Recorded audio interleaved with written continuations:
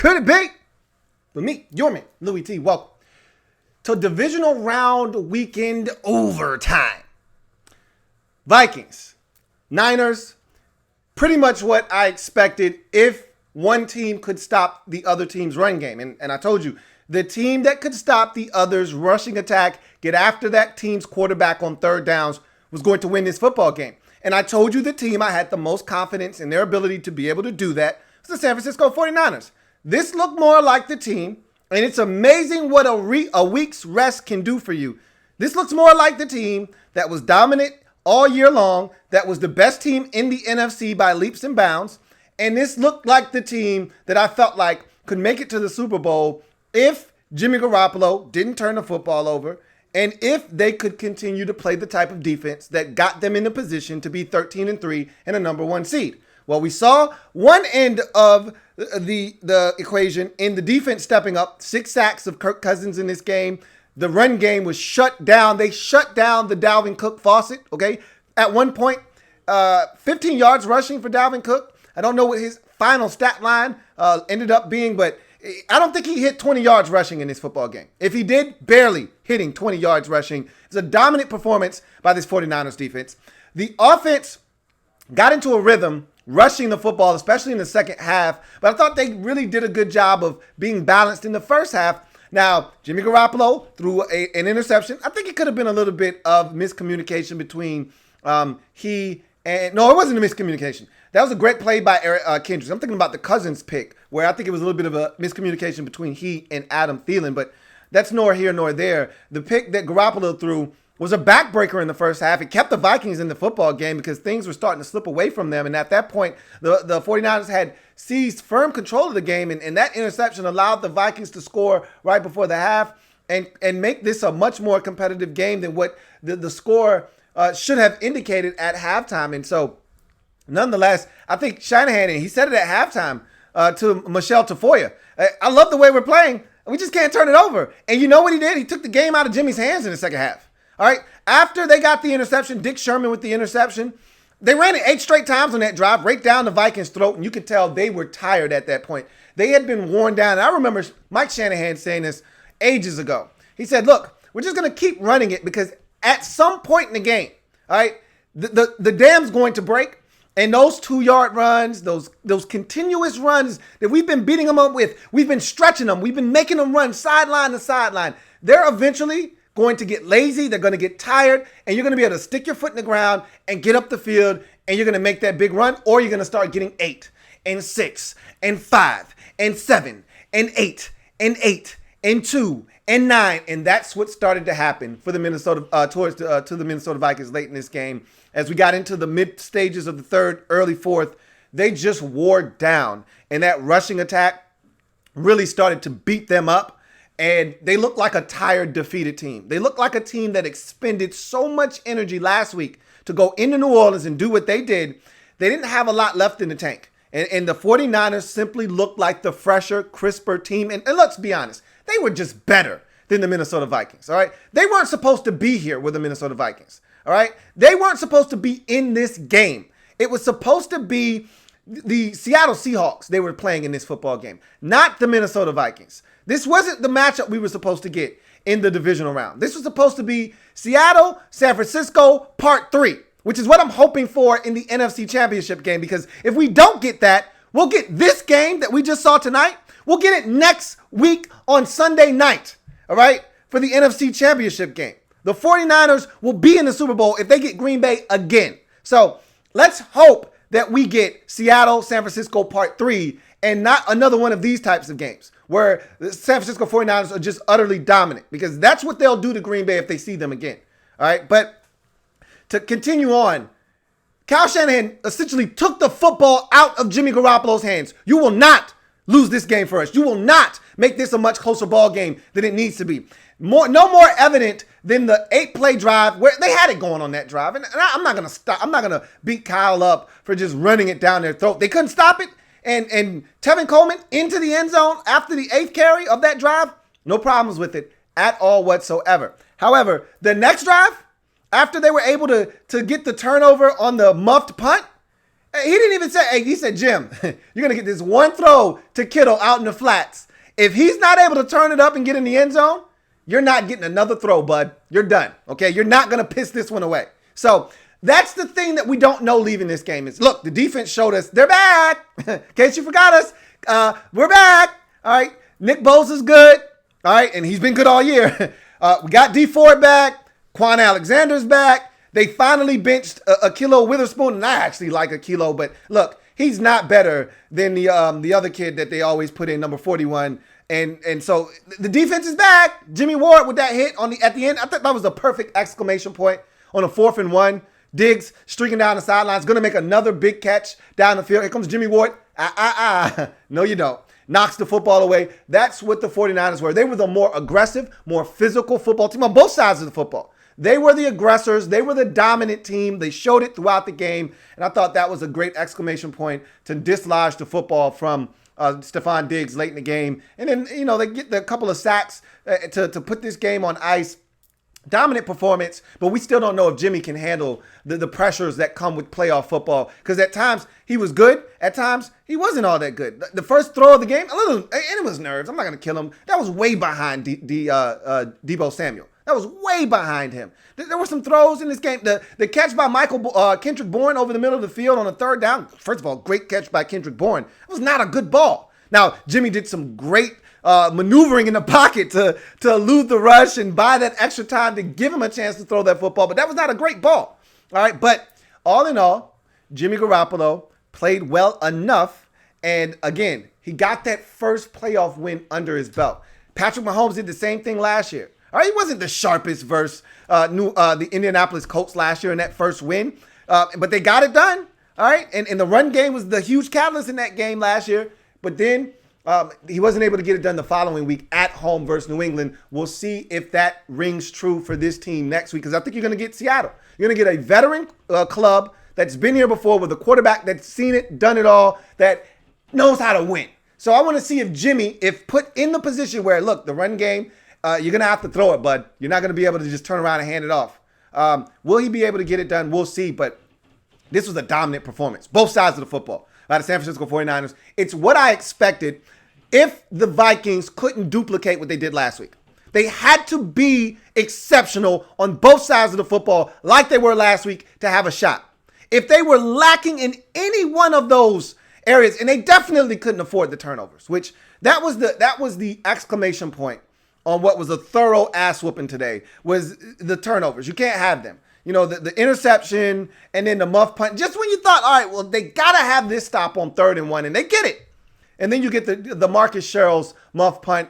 That was pretty much all she wrote at that point, because that you're down 14. You can't have another mistake. You got to give yourself a chance.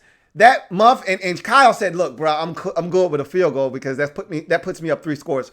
He wasn't going to let Jimmy throw that one. Nowhere near the end zone. He's like, look, we're going to hand it off. You're going to throw this little swing pass to George, and then we're going to hand it off again. And if we don't get a first down, we'll kick the field goal, go up 3 scores, and the defense will take it from here. We'll put it on autopilot, and that's what they did.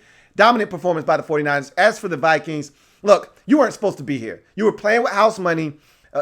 You know what? It was a good season. I thought you overachieved with this team, because there's still a lot of questions with this football team defensively. I told you this wasn't the same Zimmer-type defense we've seen over the years. Last week, he had a flashback and the defense stepped up on the road versus Drew Brees and company, but this is a different animal in San Francisco, and they knew what Kirk Cousins' weaknesses were, and they tried to take advantage of that. And they wanted to take away the quick passing game, make him hold on to the football just a tad bit longer so that the rush could get there. And they didn't have an answer because they couldn't run the football. And that's always been the thing in Minnesota, is that you got to be able to run it. It's been the whole season for them. When they've been able to run it successfully, they've been able to go play action fake. They've been a hard team to stop. Dalvin Cook was exceptional last week, not only as a rusher, but also as a receiver. And so the play action game was in full effect, and you saw it executed to perfection last week by Kirk Cousins. That wasn't the case this week. The run game was non-existent. They shut that down immediately and forced Kirk to have to beat them, and he just wasn't going to be able to do that on his own. And so Hats off to the 49ers defensively, but you knew that this could be a realistic possibility that this game could slip away from the Vikings if they couldn't run the football. And then you sprinkle in the turnovers, and that's your end result. The defense, I thought, for the most part in the first half, they weren't great, but they gave their offense a fighting chance is what they did. To get the Diggs bomb, to get the game started off, to kind of give you a little bit of confidence. Hey, we're here. We got a shot. But after that, I mean, really, there was not much offense to speak of for the Vikings. The only other points came off of the turnover and the interception by Eric Kendricks. What a play by Kendricks there to set them up in field goal range. They weren't able to capitalize and get into the end zone there. Had to settle for a field goal, but nonetheless, the offense really didn't do much after that 41-yard Diggs touchdown on the first possession of the game, second possession of the game. So it was tough sledding for this Vikings offense. They didn't do a good enough job of getting yards on first and second down. I thought they were too predictable on early downs. I wanted to see them, let Kirk throw a slant, let Kirk throw a quick out on first down, get you 4, get you 5, get you into a second and manageable. Then you can hand it off to Cook, and if he doesn't get anything, all right, now it's still third and manageable. There were too many times where they tried to run it on first down to no avail. Then they tried to throw it on second down, incomplete. Now you're looking at 3rd and 8. Or they tried to run it on first down, tried to run it on second down, and now it's 3rd and 8. And now you're asking Kirk Cousins to bail you out on 3rd and long against a very aggressive 49ers defensive front. And it just wasn't going to happen in this football game. You could not allow yourself to constantly be in 3rd and long. That's where the 49ers wanted him. That's where Kirk Cousins, for the most part, was in this game. And again, credit be given to the 49ers, Robert Saleh and his group for really taking advantage of what the Vikings' biggest weakness has been all season long. If they can't run, they can't function offensively. They took away Dalvin Cook from the jump, from the get-go of this game. Dalvin Cook was a non-factor, and that forced Kirk Cousins into some predictable 3rd down situations, and they weren't able to convert. Your end result is a 27-10 thrashing at the hands of this 49ers team that, to me, looks the part of a Super Bowl contending team. I will say this, the one team, and I said this back like in November. I want to say that Monday night game was in November. The one team that they don't want to face in the postseason is Seattle because family members know you best. They want the two teams, San Francisco really would have liked to have avoided in this postseason, the Saints and the Seahawks. Well, the Saints are gone. All right, Vikings did your dirty work for you. If the Packers can knock out the Seahawks, I think you got a nice path to the Super Bowl if you're San Francisco.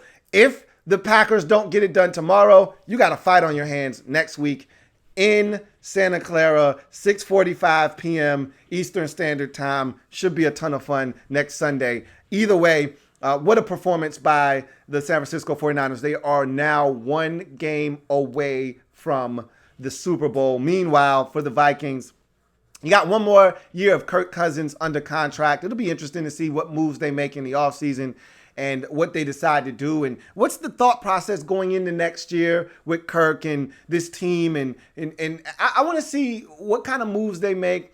And what's the thought process with Kirk? Is he fighting to prove that he belongs in Minnesota? Or is he really just playing out the string? Is this going to be his final year in Minnesota? Are they going to move on at the quarterback position? Do they draft a young guy this year in Minnesota and groom him under Kirk so that when Kirk leaves the following year, they've got a guy ready to take over? I don't know.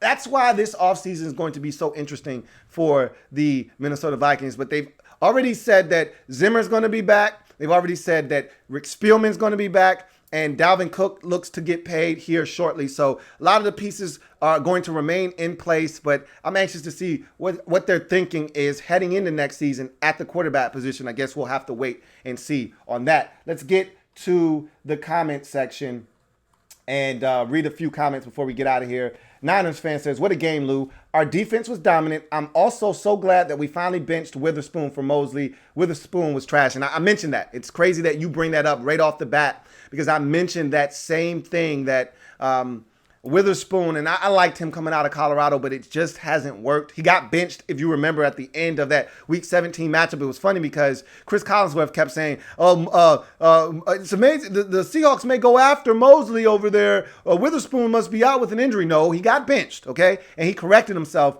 tonight. And he quickly said, look, if Witherspoon struggles early, don't be surprised if they go to Mosley, because I thought when Witherspoon was out with the injury, Mosley filled in very admirably to the point where I'm like, if Akilo doesn't come back playing ball, I'm really fine with Mosley being in at that opposite corner of Dick Sherman. I really am. So to see them have the quick trigger after the 41-yard Diggs touchdown and say, all right, man, hey, Akilo, you're gonna be out on punt coverage. That's it. Yeah, we're going to allow Mosley to handle the duties over there. That was pretty telling. And after that, there was really no big plays given up by this 49ers defense. X Final Gaming says, this was kind of what I expected last week. Then they gave me false confidence. Also, let Stefanski have the Browns job. He is so inconsistent, and this was like the worst play calling I've seen. So Stefanski, I'm not gonna kill Stefanski for this one. They were overmatched. I thought that he did not do a good enough job of putting the Vikings in good positions on third down. And I do agree with that the play calling at times was predictable. And Zimmer said at halftime, we need to get north and south with the run game and stop trying to go stretch it out and get to the outside on these zones. I just felt like they weren't going to be able to run it wherever they tried to go, north and south, east and west. They weren't going to be able to run it. I thought they should have went to the quick passing game. I thought they should have been a little bit more aggressive on first downs, trying to either take shots, which the 49ers generally don't give that up, but either you take a shot on first down or you just get the ball out of Kirk's hands quickly, first down, snatch. Sort of like what the 49ers were doing with Jimmy Garoppolo. A lot of his first and second down throws were quick, slants and outs and things over the middle of the football field, easy throws where it gets him into a little bit of a rhythm. I never thought they did that for Kirk in this game. And so I felt like they put themselves behind the eight ball in a lot of these third down situations where they just weren't easy pickup third downs where you could just run a quick out and get the first down. And also, Kirk was under siege. He was under pressure. I mean, they tried to run a bunch of screens. They obviously weren't working. I thought there was too many screens in a game where you hadn't loosened them up for the screen game. Just thought it wasn't the best play calling for Stefanski, but I don't know if I'm a Vikings fan, I want continuity. I don't want Stefanski going to Cleveland. Be careful what you ask for. Now, unless Gary Kubiak would assume role as the offensive coordinator, I wouldn't be so steadfast to want to push Stefanski out the door quite yet. But again, we'll see what happens. Niners fan says, I think it's been decided, Lou. We have to pay Eric Armstead in the offseason. The man was an absolute beast today. Yes. Yes, he was. The question is always, when you have this much young defensive talent, who to keep and who to allow to walk away. It's a tough question because you can't keep everybody. The Seattle Seahawks once tried to keep everybody. It's tough to do. It's really tough to do. And so somebody's going to have to be allowed to walk. You know, if you keep Armstead, will you be able to keep Buckner? You got to find a way to figure out which one of these is the lesser of two evils. And Armstead played better than DeForest this season, but overall body of work, DeForest has probably been the better of the two thus far, but maybe he's finally hitting his stride and maybe he has the higher upside. I don't know. We'll see. But he was definitely dominant today for sure. Niners fan says, imagine if DJ Jones was healthy. This may be the greatest defensive line of all time. I talked about him in the lead up to this game that I thought his absence would be felt a little bit more today on the interior of this defensive line, stopping the run. Well, I was wrong. They were up for the challenge. They were game. There was no running room whatsoever in the middle of this line. And then when they tried to get outside on these outside zone runs, credit this fast-flowing 49ers defense. Bo's on the backside, taking away any cutback lanes, but Quan Alexander flying around. You know how I feel about Wagner not Wagner. You know how I feel about the BYU linebacker. This is a really good 49ers defense, man.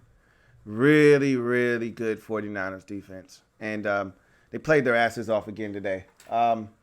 DMV fan 123 says, Michael Thomas is looking lame as hell, talking cash shiz from on the couch on Twitter. I didn't see any of that, nor do I care. He's at home. The games are on the field. I could care less about what he's talking about. RG3 hashtag says, Tevin Coleman or Sherman, who do you think deserves the game ball? Got to be Tevin Coleman. 22 carries, a buck and some change, 2 touchdowns in this game. And it's funny because with the 49ers, you never know who's going to be the guy to tote the rock in that particular game. Kyle does a great job of just rolling with the hot hand with this team. You know, I really haven't seen a lot of number 22, the speedster, Matt Breida of late. Remember, early in the season, it was the Matt Breida show. And then Breida got a little banged up. And then it started to be more of the Raheem Mostert show. And then Tevin Coleman has kind of just been the steady Eddie of the group. And tonight, it was his show. You know what I mean? They mixed in a little bit of Raheem Mostert, but for the most part, it was Tevin Coleman's show. And he responded with a really good performance, one of his better performances of the season. So nice time for that from Tevin Coleman tonight for sure. I think he gets the game ball if you ask me. JCamman99 says, I guess Case Keenum is better than Kirk Cousins. In any case, Case is taking the Vikings further than Kirk. I wouldn't be willing to make that statement, not one bit. I thought that Case Keenum did some good things in that season in particular, but I think the Vikings defensively were just better in that year that Case Keenum was the quarterback. The Vikings weren't elite defensively, and that's always been the narrative with Kirk is that, oh, he's not this, he's not that. They weren't good enough defensively today. They didn't get the Vikings offense enough chances in this football game. All right. The 49ers were too good offensively. And that's part of the problem with the Vikings all season defensively for me. When they played teams that could actually move the football, they haven't been as sharp defensively. Last week was an anomaly for me. You know, they've done that. That performance they had against New Orleans last week, they've done that against the lesser teams in the league this season. But against the better teams, they've struggled defensively. And you saw it kind of today.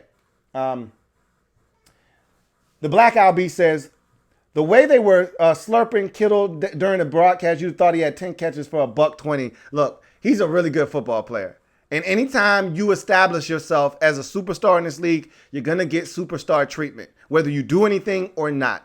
J.J. Watt, same thing. Remember I talked about, oh, Lord, now we're going to have this whole worshipping of J.J. Watt. But Watt actually had arguably the most impactful, game-changing play of the game last week. And as long as you do your job, I don't have any problems. And Kittle is one of those guys that does his job. And he impacts the game in multiple ways. He doesn't have to have 10 for 120 to make an impact on the game. He's a hell of a run blocker. He does a lot of the small things. Love George Kittle, love his game. I've talked about George Kittle since he got in the league. Remember, I loved him coming out of Iowa. If you watch my combine coverage and you watch me break him down, I even had a segment on my podcast called The 23rd Chamber where I unlocked some of the best kept secrets in the league. That was like 2 years ago. And I talked about George Kittle on that particular segment. So I've always been a huge George Kittle fan, and he was solid today. He didn't have to be great because the Vikings couldn't stop the run. He didn't have to be great today. He was good in the run game, though. Azad Bilal says, you knew the Vikings couldn't win this game because Dalvin Cook wasn't running the football at all in the beginning. Yeah, and you knew at some point this offensive line, weren't going to be able to stand up to the barrage that is this 49ers front. And they started to collapse. As the game wore on, they got worse and worse. And as it became more and more predictable that they were going to have to throw it and they couldn't run the football, the 49ers got more and more comfortable getting after Cousins, and eventually it led to 6 sacks on the afternoon.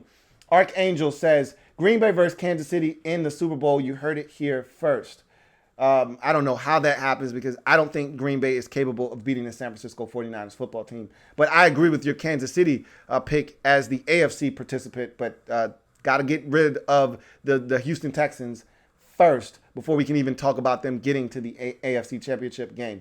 Niners fan says, Dalvin had 9 carries, 18 yards. So much for the run defense being our weakness.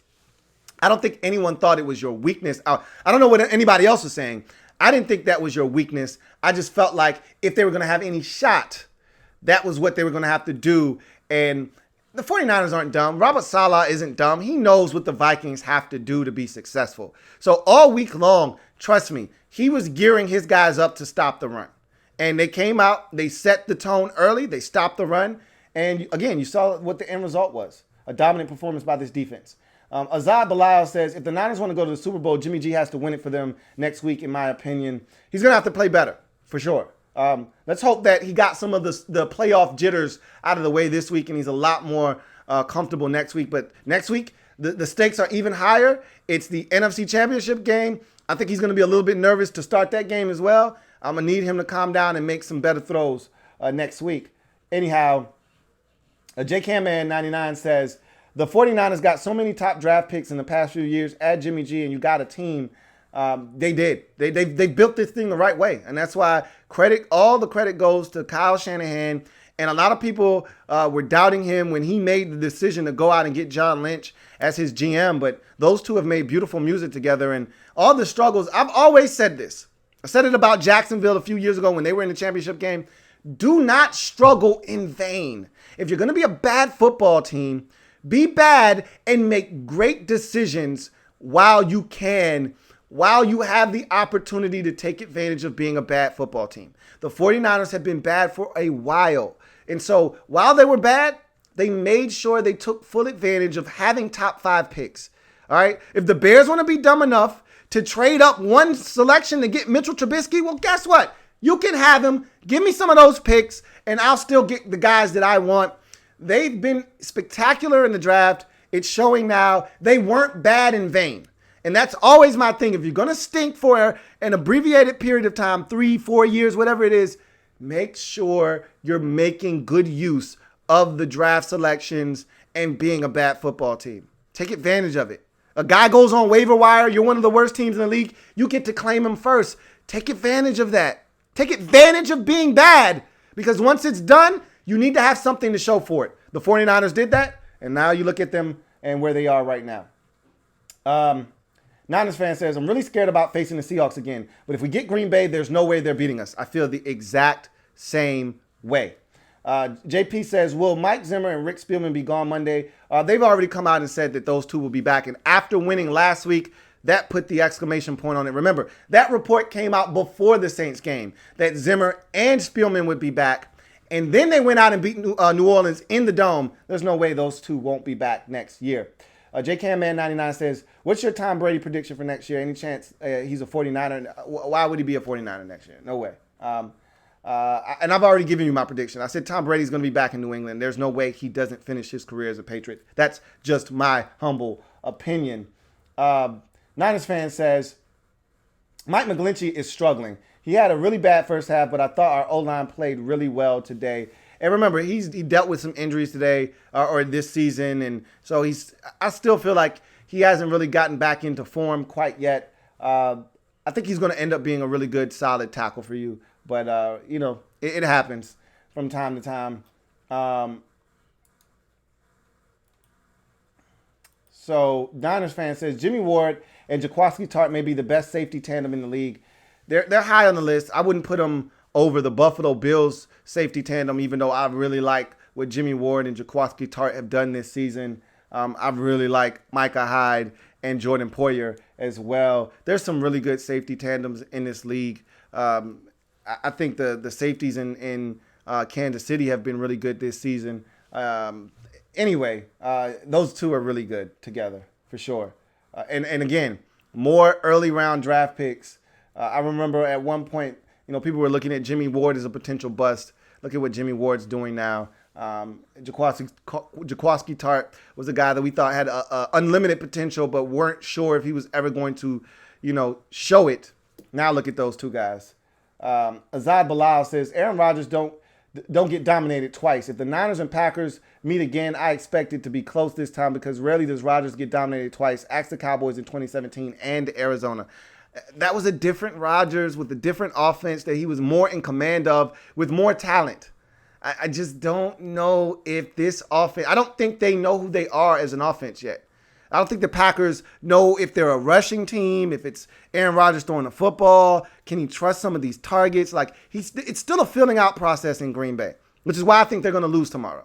But if they win, I don't think they beat the 49ers. But you're right. Rodgers doesn't get dominated by the same team in the same season very often. But it just feels different this year. It just feels a little different. But let's see.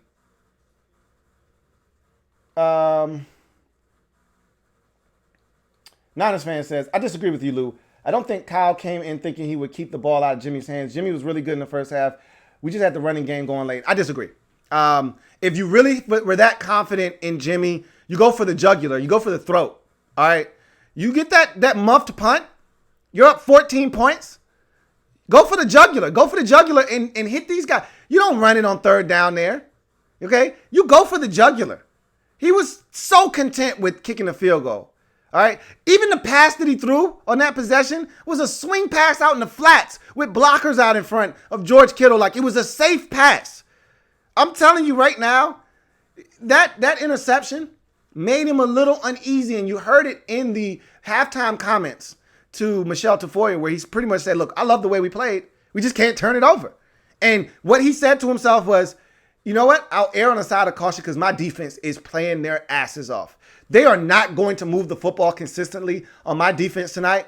So if we just don't make mistakes, if we don't have a back-breaking pick six or something stupid like that, Jimmy, you know Jimmy's got a propensity to fumble the damn football. He gets hit, Jimmy will fumble that bitch. He'll cough it up. He's like, you know what? I'm going to just let the run game take over because worst case scenario, they're not going to score enough to beat us. With the lead that we have right now, I'm going to just take the air out of this thing, and I'm going to make sure that Jimmy didn't. And he might not have been saying Jimmy's not going to cost us this game, but he was a lot more cautious than he needed to be, and that was because of the interception that Jimmy threw at the end of the first half. I guarantee you that went into some of the play calling in the second half, and yes, you did have it rolling on the ground, but I think a lot of his play calling, he had that in the back of his mind. You know what? Let's play it safe here because, again, the Vikings aren't going to be able to score 24 or 27. So as long as we don't give them any opportunities, they're not scoring any more points, or at least not enough to beat us if we don't make any mistakes. So the easiest way to eliminate the mistakes, just hand the football off. JP says Sherman was pretty damn good tonight. I always said Dick Sherman and Josh Norman were one and the same in terms of football players. Dick Sherman knows who he is, doesn't try to be anything other than what he is as a corner. And the beauty of it is San Francisco understood what he was, seeing him in the division for years, twice a year. They knew exactly what he was capable of. They didn't ask him to be a star corner. They're not having him travel across the formation and man-to-man. Nope. Play your cover three, play your occasional cover two, eyes on the quarterback, being nosy, make plays. That's what Josh Norman was, and the Redskins thought he was something else. And that's why he got his ass roasted and toasted, and now he's lost his confidence. Meanwhile, Dick Sherman, coming off of an injury a couple of years ago, is flourishing in San Francisco. They knew who he was. He, more importantly, knew who he was. He stayed true to his identity, and now he's playing in the NFC Championship once again. Niners fan says, Kendrick Bourne is frustrating as hell. I said that on the Monday night game. Remember the game he lost to Seattle? I thought a lot of that was on Kendrick Bourne. He had some big drops in that game. One led to an interception. He's frustrating as hell because in the red zone, he's money. He's going to catch it. All right. That catch on third down, that was a stupid, ridiculous catch. And then on the other third down, an easy slant and he drops it. That's Kendrick Bourne in a nutshell. You win some, you lose some with him, but you got to roll with him because he's got a chance to make plays. JCamman99 says, it's crazy the 49ers could have been the 5th seed. Do you believe the NFL should put playoff teams in the order of record? No, I like it the way it is. If you want to get a home playoff game, win your division. That's why winning the division is important. Win your division. Like, don't make this into college football where, you know, the regular season isn't as important. Well, with college, every game is important. All right, but it's almost like college basketball in that sense where the regular season is almost rendered unimportant because of the conference tournaments. You win your conference tournament, you could be, 3-10 in your conference, but you get hot at the right time, a couple of injuries to some of the teams in your conference tournament, and you win the whole thing. And now somebody who's played great basketball all year, because you get an automatic bid and you've stunk all season, it just makes the regular season irrelevant. No.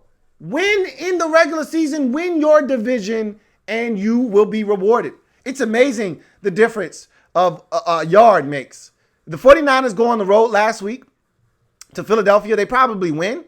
But if they're on the road this week at, say, New Orleans or Green Bay, it could be different. It could be totally different. Instead, they're one game away from the Super Bowl. It makes a huge difference. They got a bye week. Guys got back healthy. They're a different team. Niners fan says, remember 2014, Lou, when we lost to Seattle on the road in the championship game? I sure would like some sweet revenge this year if we play them. I remember that.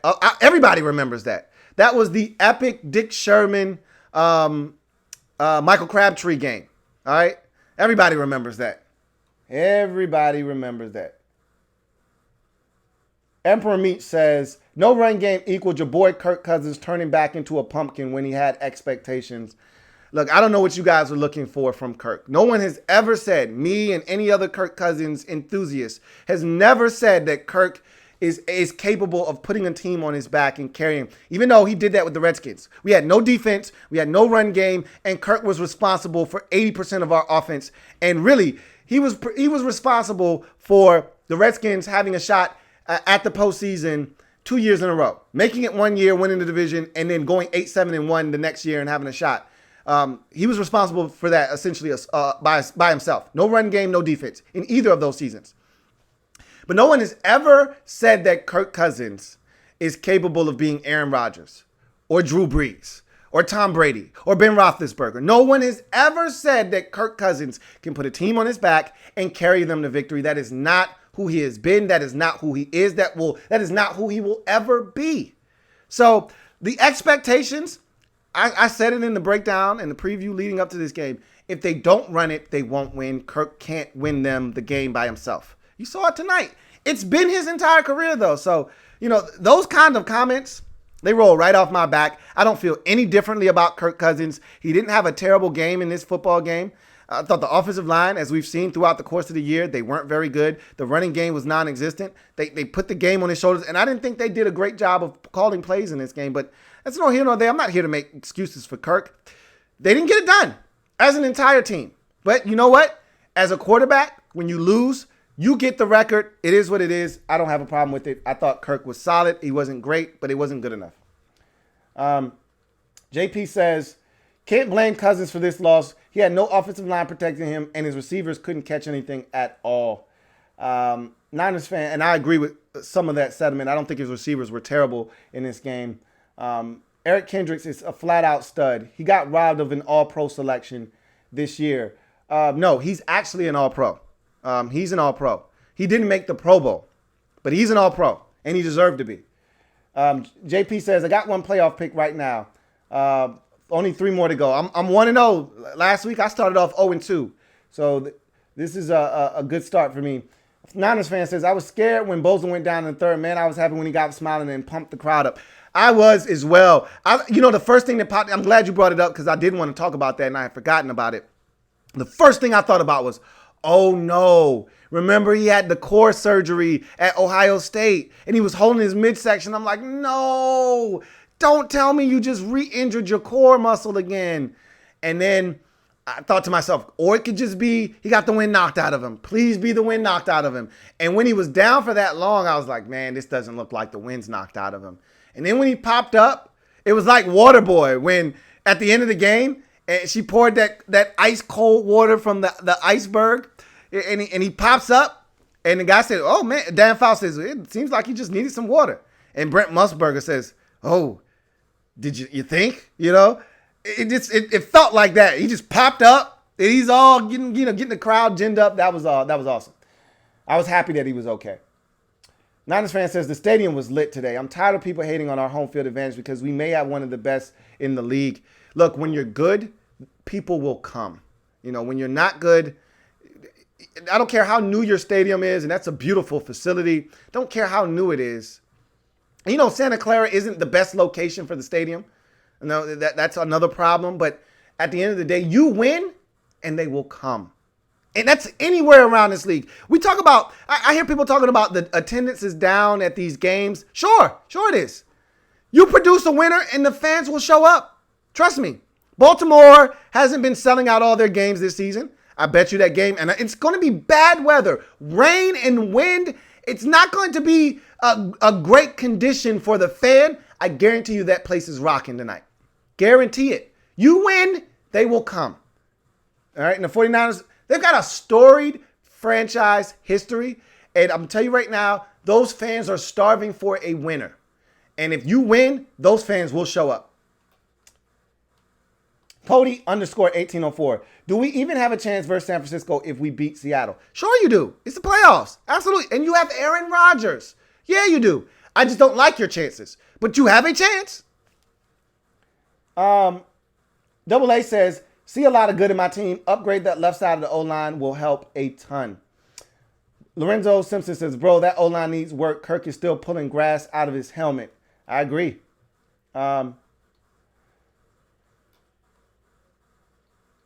JP says, was this game more about the Niners being great or the Vikings being terrible? To me, it looked like Minnesota was overmatched.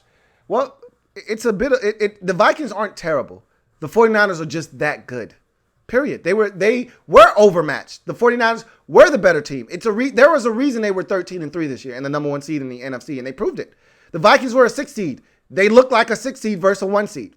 And I told you, 6 seeds versus 1 seeds, the last 9 times going into this game, 0-9. Now make it 0-10. There's a reason teams are seeded in these playoffs.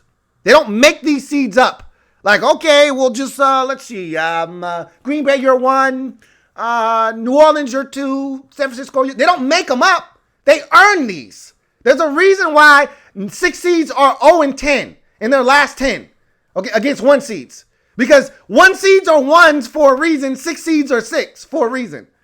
So, Gearcell 1 says, I like that. So did Dick Sherman on that pick.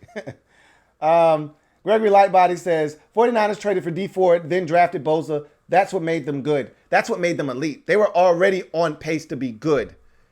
That's what made them elite. Gregory Lightbody says, this just proves it's going to take more than Chase Young to have a 49ers type of defensive line.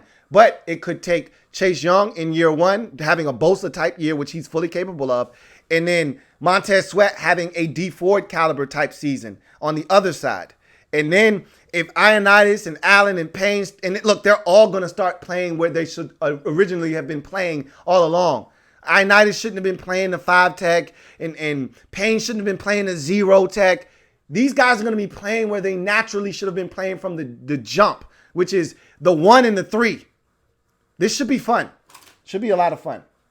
Anyway, that's going to do it for me, your man Louis T. I thank you guys for joining me. Dominant performance by the San Francisco 49ers, 27-10 over the Minnesota Vikings. I knew that this game could end up this way. I thought that if the Vikings could run the football, that we would have a much closer contest. But everyone knew that if they could not run the football, this was a realistic possibility. They didn't run the football. They were in 3rd and long all day long. Kirk Cousins was harassed. He was sacked 6 times in this game. The 49ers had the ground game going. They dominated on both sides of the football. You had a rushing performance by Tevin Coleman that was really outstanding. 22 carries, about $105, 2 touchdowns.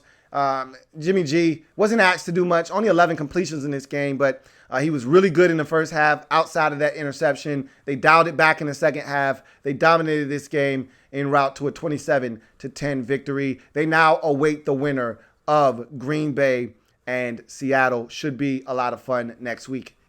Whomever wins that football game. We'll head over to the nightcap. Ravens hosting the Titans. That's going to be a sloppy, nasty, physical football game. Should be windy, should be raining.